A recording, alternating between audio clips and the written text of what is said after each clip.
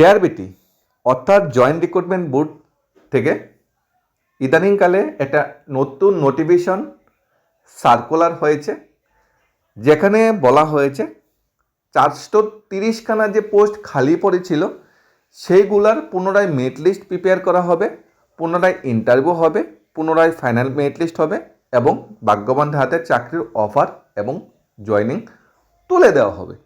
এখন কথা হলো, সেই নোটিফিকেশন মূলে যে 430খানা পোস্ট ভ্যাকেন্ট ছিল বা খালি ছিল গোষ্ঠী ক্যাটাগরিতে, সেখানে সবাই কি সুযোগ পাবে? সবাই কি আবার মেরিট লিস্টে স্থান পাবে? সবাই কি আবার ইন্টারভিউ দিতে সুযোগ পাবে? সেটা কিন্তু বিরাট বড় একটা কোশ্চেন।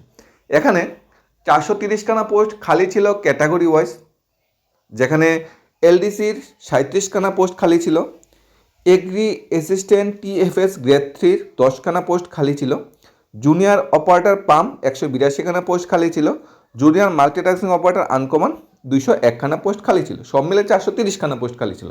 এর মধ্যে কিন্তু এক্স সার্ভিসম্যান এবং পিডাব্লিউডি ক্যান্ডিডেটরাও কিন্তু আছে, ফিজিক্যালি হ্যান্ডিক্যাপ ক্যান্ডিডেটরাও কিন্তু আছে। তাহলে 430খানার মধ্যে ম্যাক্সিমাম অনেকগুলো পোস্ট কিন্তু এক্স সার্ভিসম্যানদের জন্য, তাই সমস্ত বেকার চাকরি উদ্দেশ্যে ভাই বোনরা কিন্তু এখানে সুযোগ পাবে না। তাহলে কারা কারা সুযোগ পাবে সেটাও জানার বিষয়। তবে জেআইবিটি কিন্তু নিজের ইচ্ছাকৃত কিন্তু এই নোটিফিকেশনটা জারি করেনি। জেআইবিটি যে নোটিফিকেশনটা জারি করেছে নিজের ইচ্ছাকৃত এই নোটিফিকেশনটা জারি করেনি। হাইকোর্টে কেস হয়েছিল জেআইবিটির বিরুদ্ধে। হাইকোর্টে জেআইবিটি বা সরকার হেরেছে এবং সরকার বা জেআইবিটি হারার পর হাইকোর্টের যে ডিসিশন দিয়েছে 430খানা পোস্ট ফিল আপ করার জন্য, সেই ডিসিশনটা জেআরবিটি কার্যকর করছে। ইচ্ছা না থাকলেও অনিচ্ছাকৃত হলেও কার্যকর করছে, কারণ জেআরবিটি যে টার্মস কন্ডিশন অনুসারে মেরিট লিস্ট প্রিপেয়ার করেছিল রিটেন এক্সামের, সেটা ফল্টি ছিল। সেটাতে আমরা দুর্নীতি বা কারাপশন বা সেটাতে নিয়ম নীতি মানা হয়নি। জেআরবিটিতে 2 ধরনের পোস্ট বেরিয়েছিল গ্রুপ সিতে, একটা টেকনিক্যাল, একটা নন টেকনিক্যাল। জেআরবিটি কী করেছে, রিটেন এক্সামের রেজাল্ট ওভারঅল দিয়ে দিয়েছে, ফাইনাল কাট অফ ওভারঅল দিয়ে দিয়েছে, টেকনিক্যাল নন টেকনিক্যাল আলাদা করে ফাইনাল কাট অফ দেয়নি, যার জন্য টেকনিক্যাল যে পোস্টগুলো সেই পোস্টগুলো কিন্তু খালি পড়েছিল। তারপর একজন বেকার চাকরি সে ভাই যে কিঙ্কর, উনি কেস করেছে যে টেকনিক্যাল পোস্টের জন্য আমি এলিজিবল, কেন ফাইনাল মেরিট লিস্ট বা মেরিট লিস্টটা কেন ভালোভাবে প্রিপেয়ার করা হয়নি, কেন টেকনিক্যাল নন টেকনিক্যাল পোস্টে আলাদা করে মেরিট লিস্ট প্রিপেয়ার করা হয়নি। জেআইবিটি অনেক তর্ক বিতর্ক করেছে হাইকোর্টে, কিন্তু শেষ রক্ষা হয়নি, জেআরবিটি সেখানে হেরেছে এবং জেআরবিটি 1-এর প্রসেস এখনও চলছে। তাই 2 কবে আসবে সেটা ভালো বরাবরই বলা যায়, একটু সময় তো নেবে। এখন কথা হলো, যে 430খানা পোস্ট খালি পড়েছিল সেখানে সবাই সুযোগ পাবে কিনা। এখন জুনিয়র অপারেটর পাম্প আর junior market assistant operator uncommon, এই যে পোস্টগুলো, এটি টেকনিক্যাল পোস্ট, শুধু মাধ্যমিক ফার্স্ট যোগ্যতা হলে তো চলবে না, এই বিষয়ে কিন্তু আইটিআই থাকতে হবে। আইটিআই থাকলে কিন্তু আমরা এই পোস্টগুলোতে অ্যাপ্লাই করতে পারবো। এখন আমি জেআইবিটি গ্রুপ সি পরীক্ষা দিয়েছি, এলডিসি বা যে কোনো পোস্টের জন্য সবগুলোতে একটি পরীক্ষা হয়েছে, পরীক্ষা দিয়েছি, আমি মাধ্যমিক ফার্স্ট, আমার আইটিআই নেই, কিচ্ছু নেই, তাহলে কি আমি সুযোগ পাবো? উত্তর হলো না, সুযোগ এখানে নেই। শুধু ওই 37খানা পর্যন্ত এলডিসি খালি পড়েছে, এগুলোর সুযোগ পেতে পারি, এগুলোর আমি অ্যাপ্লিকেবল হতে পারি। যারা একমাত্র আইটিআই আছে, যারা টেকনিক্যাল কোয়ালিফিকেশন আছে এই বিভাগে, তারা এখানে এলিজিবল, তারা এখানে নতুন করে তাদের নাম আসবে মেরিট লিস্টে এবং নতুন করে তারা ইন্টারভিউ দেবে এবং চাকরির অফার জয়েনিং পাবে। তাহলে প্রথম কী করবে জেআইবিটি, আগামী 1-1.5 মাসের মধ্যে আরেকটা মেরিট লিস্ট প্রিপেয়ার করবে, আরেকটা মেরিট লিস্ট বেরোবে। কতটা পোস্টের জন্য মেরিট লিস্টটা বেরোবে? 430খানা পোস্টের জন্য মেরিট লিস্টটা বেরোবে, যেখানে UR, SC, ST, ex serviceman, PWD candidate আলাদা করে র্যাঙ্কে আলাদা করে মেরিট লিস্ট এখানে প্রিপেয়ার হবে, মেরিট লিস্ট এখানে বেরোবে। বেরোনোর পর কী করবে, যারা মেরিট লিস্টের সুযোগ পাবে তাদেরকে সবাইকে বলা হবে ইন্টারভিউতে অংশগ্রহণ করার জন্য। সেই সমস্ত ক্যান্ডিডেট ইন্টারভিউতে অংশগ্রহণ করবে। তারপর তারা যে মেরিট লিস্টে যে মার্কস পেয়েছিল রিটেন এবং ইন্টারভিউতে যে মার্কস পাবে বাইবার, দুইটা অ্যাড করে ফাইনাল মেরিট লিস্ট প্রিপেয়ার করা হবে। এরপর সেখান থেকে 430 জন ক্যান্ডিডেটকে সিলেক্ট করা হবে। তাহলে নতুন যে ক্যান্ডিডেটটা, যারা জেআইবিটি 2-র জন্য ওয়েট করছে, তারা কিন্তু এখানে এলিজিবল নয়, তারা কিন্তু এখানে অ্যাপ্লাই করতে পারবে না। একমাত্র 2020-21 নোটিফিকেশন মূলে যারা পরীক্ষা দিয়েছিল 2021, একমাত্র তারাই এখানে এলিজিবল, তারাই এখানে এই মেরিট লিস্টের সুযোগ পাবে এবং ইন্টারভিউতে অংশগ্রহণ করবে। তো ইন্টারভিউর জন্য ভালোভাবে প্রিপারেশন নিতে হবে এবং এখানে 430 জন ভাগ্যবান ক্যান্ডিডেট চাকরি পাবে, কিন্তু সবাই কিন্তু কেস করেনি। 1-2 জন কেস করেছে, তাদের অভিনন্দন জানাই, তাদের সাহসকে আমরা অভিনন্দন জানাই। তাদের জন্যই কিন্তু 430 জন ভাগ্যবান বেকার চাকরি পাবে। তাই তাদের এই যে অবদানকে কোনোভাবেই ভোলার মতো নয়, তাদের অবদানকেও আমরা স্যালুট জানাই। এখন ফার্দার কি প্রসেস আমরা যেটা আশা করছি, জিআরবিটি 2 নিয়ে, জিআরবিটি নিয়ে তো নোটিফিকেশন চলে আসলো, জিআরবিটি 1 এর প্রসেস কিন্তু এখনো কমপ্লিট হয়নি। এই প্রসেসটা কমপ্লিট হতে মিনিমাম আরও 3-4 মাস 6 মাস, অর্থাৎ পুজো কাছাকাছি চলে আসবে। যদি ধরে নিই, যদি মার্চ মাসে ধরে নিই, যদি মেরিট লিস্ট প্রিপেয়ার হলো, মেরিট লিস্ট বেরোলো, ইন্টারভিউ এপ্রিল মে মাসে হলো, final merit list June July, অর্থাৎ 4-5 মাস সময়, 6 মাস সময় লাগবে। জিআরবিটি এতটুকু তো সময় নেই। হাইকোর্ট যদিও বলে দিয়েছে একটা নির্দিষ্ট টাইম, তারপর জিআরবিটি নিজের মতো করে একটু তো সময় নেবে।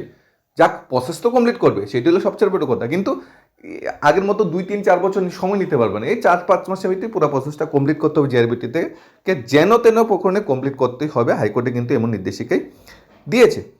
তাহলে পুরো প্রসেস কমপ্লিট হওয়ার পর যখন অফার জয়েনিং বিলি হয়ে যাবে, অফার জয়েনিং কী কবে করা হবে, মাননীয় মুখ্যমন্ত্রী, মাননীয় দপ্তরের মন্ত্রীরা থাকবে, তারা নিজেরা করে একটা বড় অনুষ্ঠানের মধ্যে অফার বিলি বন্টন করা হবে। যদিও আগে পোস্টের মাধ্যমে অফার বিলি বন্টন করা হতো, সেই জিনিসটা এখন আর নেই, অফার বিলি বন্টন করা হবে। তারপর জিআরবিটি কী হবে, জিআরবিটি একদম ফ্রি হয়ে যাবে, আর কোনো সমস্যা নেই। আমার কমপ্লিট 2020 সালে আমরা প্রসেস শুরু করেছি, 2026 সালে আমরা কমপ্লিট করেছি। আমরা 6 বছর নিয়েছি, কিন্তু আমরা স্বচ্ছভাবে কমপ্লিট করেছি। আমরা বেকার চাকরি হতে সেই ভাই বোন জীবন থেকে 6টা বছর ছিনিয়ে নিয়েছি, কিন্তু আমরা সাকসেসফুল, আমরা কমপ্লিট করেছি। এরপর শুরু হবে জিআরবিটি 2 খেলা। জিআরবিটি 2 জন্য মন্ত্রিসভা প্রচুর ভ্যাকেন্সি ক্রিয়েট করে রেখেছে, প্রচুর ভ্যাকেন্সি খালি করে রেখেছে। 2023-এ, 2024-এ, 2025-এ, 2026-এর পোর্ট অনেকগুলো মন্ত্রিসভা বসেছে, মন্ত্রিসভার অনেকগুলো জিআরবিটির মাধ্যমে নিয়োগের সিদ্ধান্ত হয়েছে। এর মধ্যে গ্রুপ সি ক্যাটাগরিতে ভ্যাকেন্সি বেরিয়েছে, গ্র্যাজুয়েশন পাস যোগ্যতা এক ক্যাটাগরি ভ্যাকেন্সি বেরিয়েছে, মাধ্যমিক পাস যোগ্যতা এক ক্যাটাগরি ভ্যাকেন্সি বেরিয়েছে। তাছাড়া গ্রুপ ডিতে এমটিএস পদের বেশ কিছু সংখ্যক ভ্যাকেন্সি বেরিয়েছে। সবগুলো মিলে 3,000 প্লাস তো ভ্যাকেন্সি হবে, আরও কিছু ভ্যাকেন্সি অ্যাড করা হবে তাতে, সেটাই স্বাভাবিক, কারণ অনেকে পেনশনে অবসরে চলে যাচ্ছে, সেই ভ্যাকেন্সিগুলো অ্যাড হবে। সব কিছু মিলে একটা ঠিকঠাক ভ্যাকেন্সি আসবে। সেই ভ্যাকেন্সিগুলো নিয়ে জিআরবিটি 2026-এই নোটিফিকেশন আনবে, সেটাই আমরা সবচেয়ে বড় আশা, সবচেয়ে বড় ভরসা। কিন্তু প্রসেস কিন্তু 2028-এ নির্বাচনের আগে শেষ হবে না, সেটা সবচেয়ে বড় কথা। কারণ জিআরবিটি 1 শেষ হতে সময় নিচ্ছে 6 বছর, 5 বছর, 6 না, আমি 5 বছর ধরলাম। জিআরবিটি 1 কমপ্লিট করতে সময় নিচ্ছে 5 বছর কি 6 বছর। তাহলে জিআরবিটি 2ও যদি আমরা ধরি, তার অর্ধেক সময় নেবে, যদি 3 বছর সময় নিচ্ছে, তাহলে 2026-এ প্রসেস কমপ্লিট শুরু হলে সেই প্রসেস কমপ্লিট হতে 2028-এর শেষে বা 2029-এ সেই প্রসেস কমপ্লিট হতে এরপরও শেষ হবে কি না তা নিয়ে অনেকটা সন্দিহান। কারণ 2020-21-এর প্রসেস কিন্তু বিধানসভা নির্বাচনের আগে সরকার শেষ করেনি, বিধানসভা নির্বাচনের পরেই প্রসেসগুলো কমপ্লিট করেছে। তাই জিআরবিটি 2 আসলেও তার প্রসেসটা বিধানসভা নির্বাচনের পরেই সরকার কমপ্লিট করবে। এখন আমরা সেই পথেই এগোচ্ছি, সেই পথেই সরকার এগোচ্ছে। আর ফিক্সড পেতে চাকরি নোটিফিকেশন ইস্যু করা যাবে, ফিক্সড পেতে চাকরি অ্যাডভার্টাইজমেন্ট দেওয়া যাবে।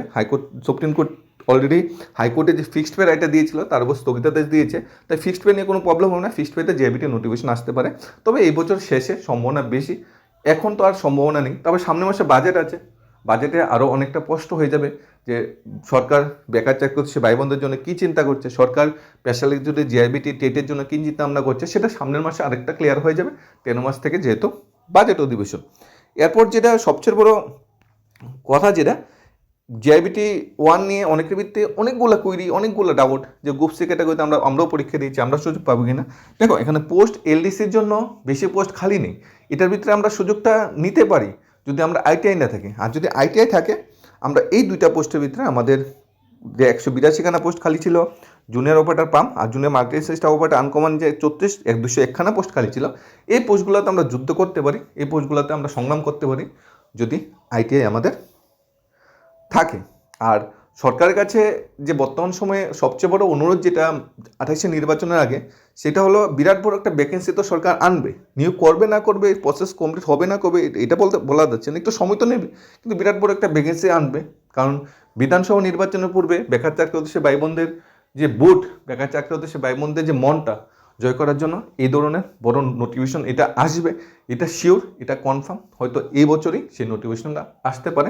তবে এখন বর্তমান সময়ে এই প্রসেসটা 430খানা ভ্যাকেন্সির প্রসেসটা কমপ্লিট করা না পর্যন্ত নতুন কোনো নোটিফিকেশন আসছে না, সেটা 100% কনফার্ম।